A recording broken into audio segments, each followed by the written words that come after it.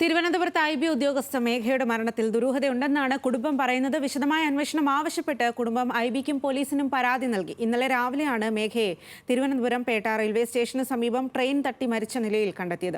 മേഘയുടെ സംസ്കാരം പത്തനംതിട്ട കൂടൽ അതിരുങ്കലിലെ വീട്ടുവളപ്പിൽ നടത്തി. മേഘയ്ക്ക് കുടുംബവുമായി നിരന്തരം സമ്പർക്കമുണ്ടായിരുന്നുവെന്നും മരണത്തിൽ ദുരൂഹത ഉണ്ടെന്നുമാണ് കുടുംബത്തിന്റെ ആരോപണം. ജോലിസ്ഥലത്ത് മറ്റ് പ്രശ്നങ്ങളുള്ളതായി പറഞ്ഞിട്ടില്ല. ജോലി കഴിഞ്ഞ് നേരെ താമസ സ്ഥലത്തേക്കാണ് എന്നും പോകാറുള്ളത്. പോകുന്ന വഴിയിൽ എവിടെയും റെയിൽവേ പാതയിൽ നിന്നും ഫോൺ കോളുകൾ പരിശോധിച്ച് കൂടുതൽ അന്വേഷണം വേണമെന്നും മേഘയുടെ അച്ഛൻ മധുസൂദനൻ പറഞ്ഞു.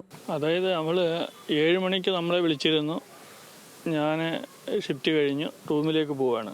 അപ്പോൾ ഈ റൂമിലേക്ക് പോകുന്ന വഴിക്കൊന്നും റെയിൽവേ ക്രോസോ ട്രാക്കോ ഇല്ല.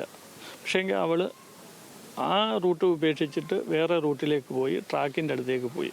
അപ്പോൾ അങ്ങനെ സംഭവിക്കണമെങ്കിൽ ആരെങ്കിലും അവളെ വിളിക്കുകയോ അല്ലെങ്കിൽ എന്തെങ്കിലും പറയുകയോ അല്ലെങ്കിൽ ചെയ്തിട്ടുണ്ടെന്നോ ഒരു സംശയമാണ് നമുക്ക് മെയിനായിട്ട് ഇപ്പോൾ ഉള്ളത്. IB ഉദ്യോഗസ്ഥനായ ഒരു യുവാവുമായി മേഘയ്ക്ക് അടുപ്പമുണ്ടായിരുന്നു. ഇയാൾ പിന്നീട് ബന്ധത്തിൽ നിന്നും പിന്മാറിയതാണ് ആത്മഹത്യക്ക് കാരണമെന്നും അപകടത്തിന് തൊട്ടുമുൻപ് മേഘ ഫോണിൽ സംസാരിച്ചത് ആരോടാണെന്ന് പരിശോധിക്കണമെന്നും കുടുംബം ആവശ്യപ്പെട്ടു.